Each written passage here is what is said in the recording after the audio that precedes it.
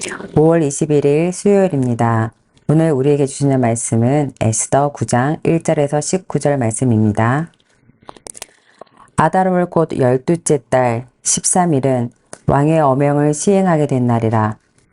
유다인의 대적들이 그들을 제거하기를 바랐더니 유다인이 도리어 자기들을 미워하는 자들을 제거하게 된 그날에 유다인들이 아하수에로 왕의 각 지방, 각 읍에 모여 자기들을 해하고자 한 자를 죽이려 하니 모든 민족이 그들을 두려워하여 능히 막을 자가 없고 각 지방 모든 지방관과 대신들과 총독들과 왕의 사물을 보는 자들이 모르드게를 두려워하므로 다 유다인을 도우니 모르드게가 왕궁에서 존귀하여 점점 창대함에 이 사람 모르드게의 명성이 각 지방에 퍼지더라. 유다인이 칼로 그 모든 대적들을 쳐서 도륙하고 진멸하고 자기를 미워하는 자에게 마음대로 행하고 유다인이 또 도성 수산에서 500명을 죽이고 진멸하고 또 바산다다와 달본과 아스바다와 보라다와 아달리아와 아리다다와 바마스바와 아리세와 아리데와 외사다 곧 함무다다의 손자요 유다의 대적 하만의 10 아들을 죽였으나 그들의 재산에는 손을 대지 아니하였더라.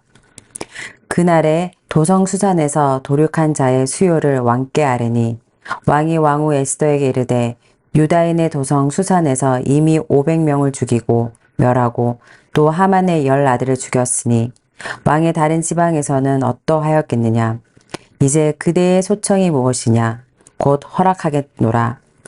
그대의 요구가 무엇이냐 또한 시행하겠노라 하니 에스더가 이르되 왕이 만일 좋게 여기시면 수산에 사는 유다인들이 내일도 오늘 조서대로 행하게 하시고 하만의 10 아들의 시체를 나무에 매달게 하소서 하니 왕이 그대로 행하기를 허락하고 조서를 수산에 내리니 하만의 10 아들의 시체가 매달리니라. 아달월 14일에도 수산에 있는 유다인들이 모여 또 300명을 수산에서 도륙하되 그들의 재산에는 손을 대지 아니하였고 왕의 각 지방에 있는 다른 유다인들이 모여 스스로 생명을 보호하여 대적들에게서 벗어나며 자기들을 미워하는 자 7만 5천 명을 도륙하되 그들의 재산에는 손을 대지 아니하였더라.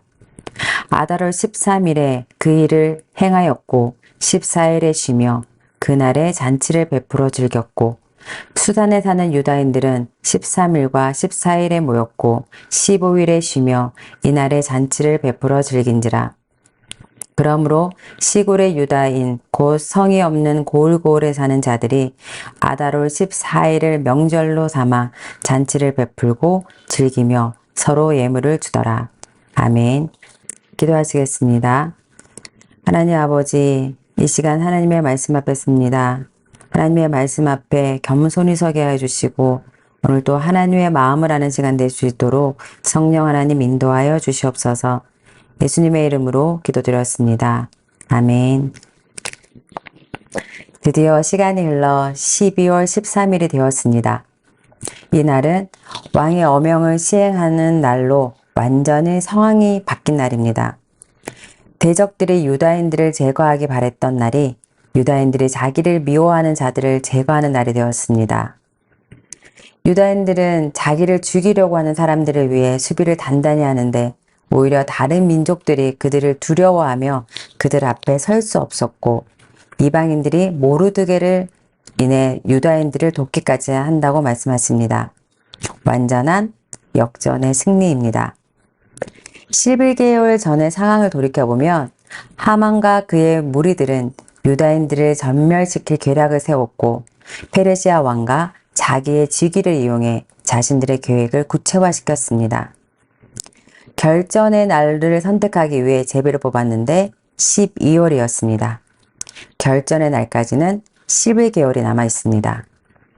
그 11개월을 기다리는 하만은 하루하루가 기대되고 자신이 높아질 것을 상상하며 행복한 시간을 보냈을 것입니다. 반면 유다인들은 조서가 공포된 날부터 11개월은 지옥과 같은 시간이었을 것입니다. 죽음이 공식화된 시점에서는 삶의 의욕도 희망도 없었을 것입니다. 우리의 삶에도 이런 죽음의 시간들이 있습니다.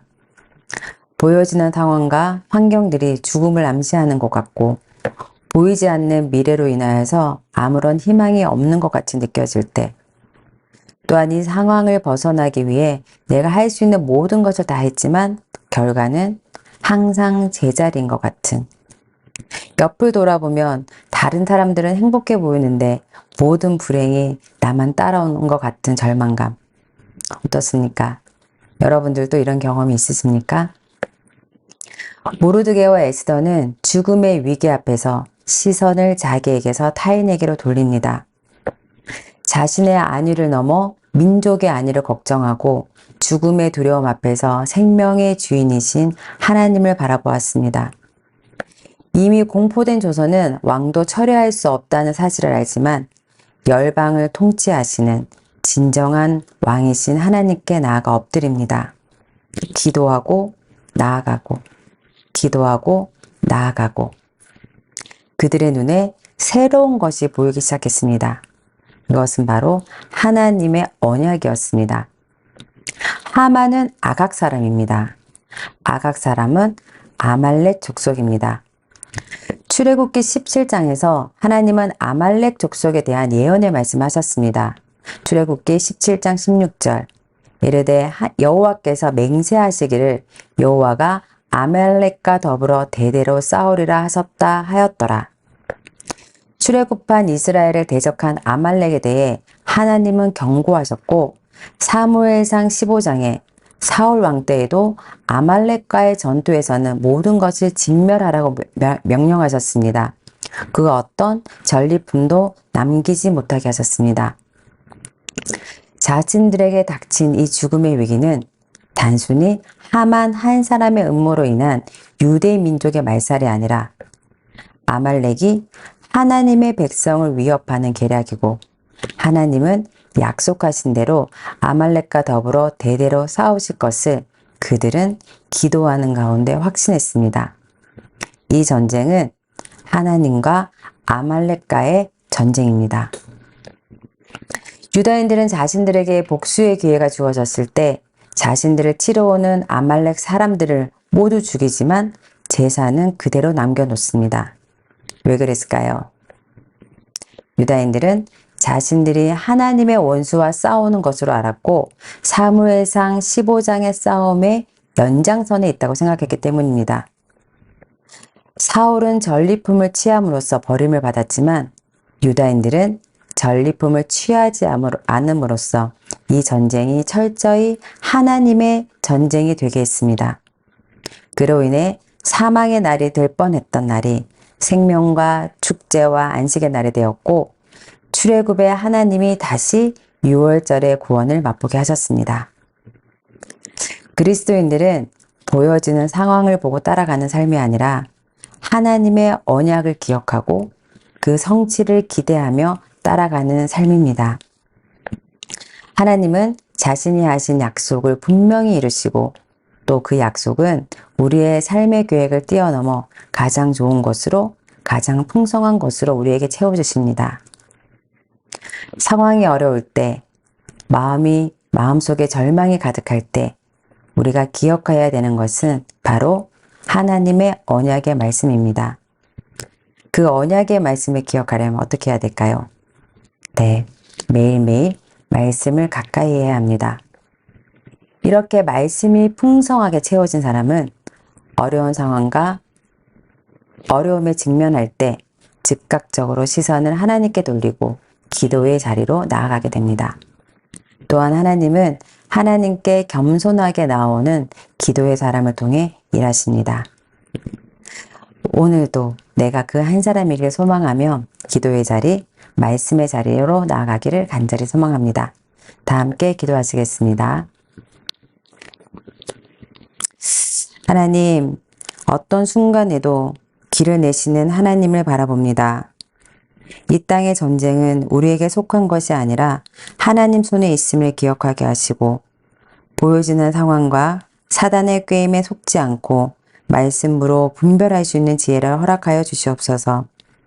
우리에게 가장 좋은 것을 주시는 그 하나님을 신뢰하며 예수님이 걸어가셨던 겸손의 길, 섬김의 길, 순종의 길을 따라가는 발걸음 되게 인도하여 주시옵소서. 이 모든 말씀 예수님의 이름으로 기도드렸습니다. 아멘.